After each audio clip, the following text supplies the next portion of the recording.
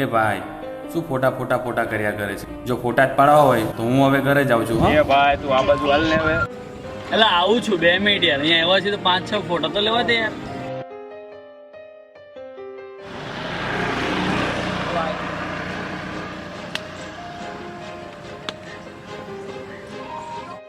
ભાઈ કેટલીક ફોટોગ્રાફી કરવી છે? એટલે 4-5 ફોટો તો પાડવા પડે કે નહીં યાર? આટલું મસ્ત એ બધું છોડો. હવે કોણ બાકી છે? હવે કોણ બાકી? ઓય આપણો હીરો. હા આવ્યો આપણો હીરો. કેવું પડે બાકી?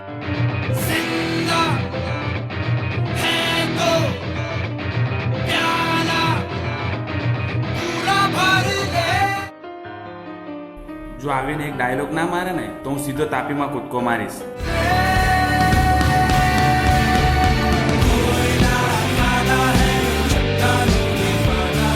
जब तक हम किसी के हमदर्द नहीं बनते ना तब तक हम दर्द से और दर्द हमसे जुदा नहीं होता. બહુ મહિરો સાલા હોય. ચલો હું જાઉં છું, થોડી ફોટોગ્રાફી કરતો આવું. મને મારવાનું પતી ગયું ને. જા ભાઈ હવે.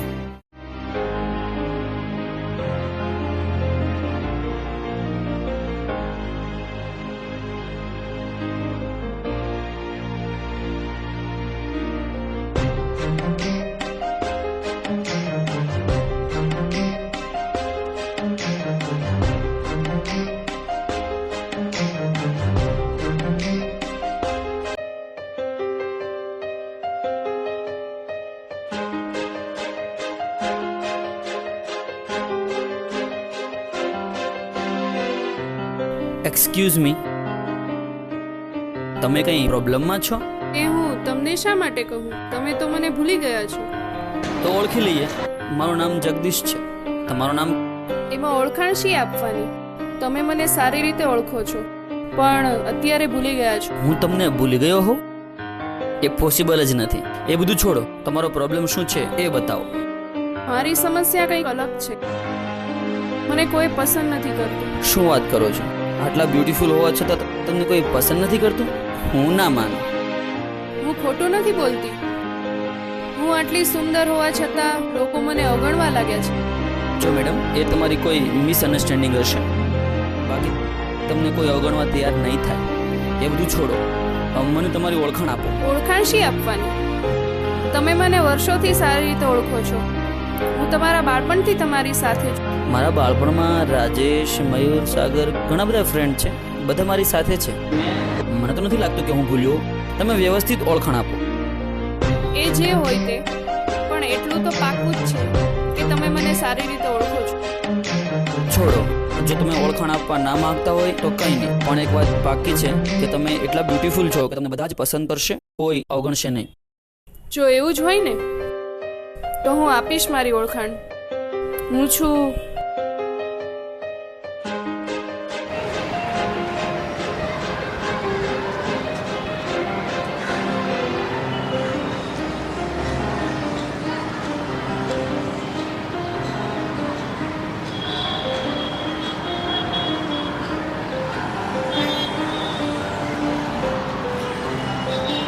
હેલો, હા મયુર, જગદીશ બોલું છું. મારે એક શોર્ટ ફિલ્મ બનાવી. હા, તમે મને મળશો ત્યારે હું તમને રૂબરૂ કહીશ. આજે એક હા મારી ઈચ્છા હતી કે આની હું પૂરી કરું છું. તો હું શોર્ટ ફિલ્મ બનાવું છું. સાગરને કહે છે કે મને મળે. મારે આ શૂટિંગ એનું કાલથી જ ચાલુ કરવું છે. હા ભલે, ઓકે, વાંધો. Thank you very much. હા, મને એક ટોપિક સજેસ્ટ કર. હા, ફોટોગ્રાફી તો હું બાળપણથી જ કરું છું. એક કામ કરું, ફોટોગ્રાફી ઉપર જ હું બનાવી દઉં છું.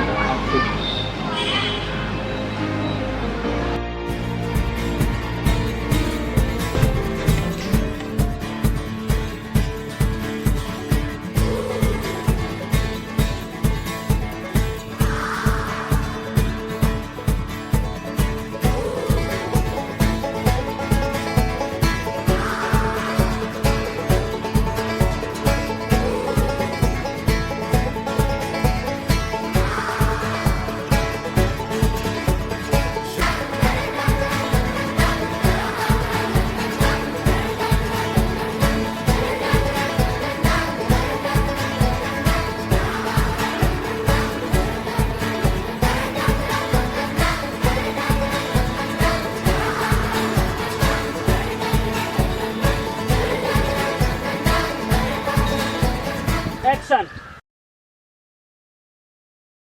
આજ મારી પાસે ગાડી છે, વાડી છે અને લાડી છે. તારી પાસે શું છે? પહેલા મારી પાસે માડી છે, માડી.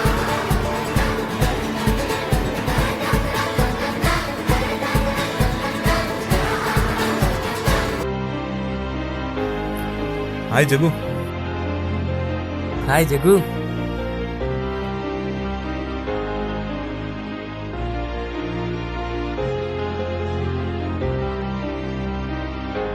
હાય હાર્દિક. હાય. મેં સાંભળ્યું છે કે જગા તે શોર્ટ ફિલ્મ બનાવેલી છે. હા, થોડોક ઈચ્છા હતી તો મેં બનાવી દીધી. ડ્યુડ, હિન્દી કે ઇંગ્લિશ? ઓર ઇંગ્લિશ વાળી ગુજરાતીમાં બનાવી છે. WTF ગુજરાતીમાં? હા, મારો જે વિષયનો રૂપ જોવો છીએ ને તો ગુજરાતી વધારે સુટેબલ હતું, તો મેં વિચાર્યું કે ગુજરાતીમાં બનાવું. અને હા, કદાચ ગુજરાતીમાં બનાવું તો વાંધો શું છે? અરે તું વાંધાની વાત કરે છે. ચલ બોલ તો ટિકિટને ગુજરાતીમાં શું કહેવાય? કપને ગુજરાતીમાં શું કહેવાય? જો એ મને નથી ખબર. આ તો તે કોઈ દિવસ સ્કૂલને શાળા કહેતા જોયું છે? અને ફર્નિચર જો ના ચચલું કહીશ ને તો લોકોમાં તો પોલીસ કેસ ઠોકી જશે. જો ભાઈ, એ તમારી વાત સાચી. દરેક ભાષાનું આગવું મહત્વ હોય છે. મને એમ લાગ્યું કે મારી ભાષા ગુજરાતી માટે આ ફિલ્મ સુટેબલ છે, એટલે મેં ગુજરાતીમાં બનાવી. સુપર શોર્ટ ફિલ્મ છે, એકદમ સુપર આઈડિયા છે, એમાં પણ ગુજરાતીમાં. જોયું? ચાલો એ બધી વાત જવા દે, એ બધું ઠીક છે. તો મને એ કે તને આ શોર્ટ ફિલ્મનો આઈડિયા આવ્યો ક્યાંથી? આમ તો તું આમ તેમ કહેવાય ને લખડા રાખે, ફોટા બનાવી રાખે, પણ તે શોર્ટ ફિલ્મ બનાવી દીધી? વાત એમ છે, થોડા દિવસ પહેલા હું ફ્રી હતો, બધા કલર માટે હું બહાર નીકળ્યો તો અચાનક મને એક વ્યક્તિ સાથે મુલાકાત થઈ અને ત્યાં અમે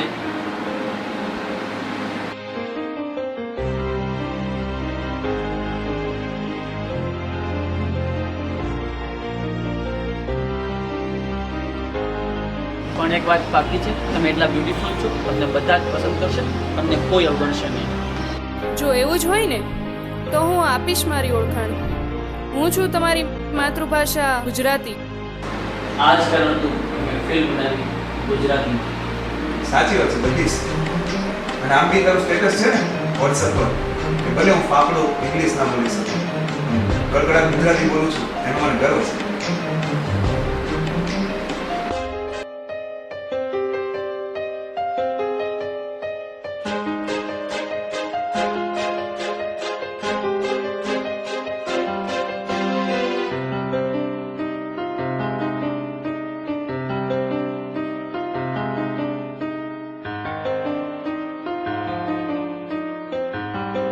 શું યાર, એ બધું છોડો, આપણો હીરો બાકી છે. ઓલા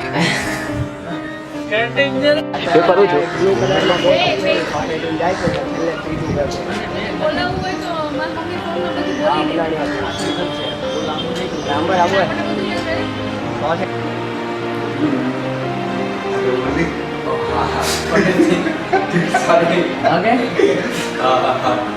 પહેલેથી રજીશ